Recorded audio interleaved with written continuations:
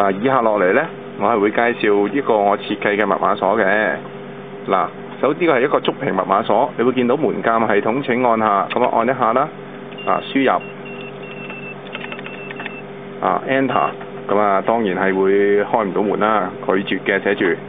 咁呢，就等佢出翻呢個畫面，就2、4、6、8咪有9 Enter， 唔得，你可以即刻再輸入嘅2、4、6、8、3、5 Enter， 成功咗。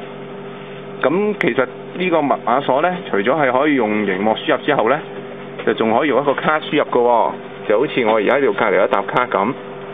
咁呢一張係接納嘅，呢一張呢就係拒絕啦，而呢一張呢就係接納嘅。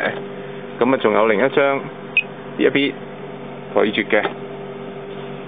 咁我係會用呢個示波器讀嗰個卡 reader 嗰啲資料，之後我再研究翻點樣去寫個 program 嘅。多謝觀看，拜拜。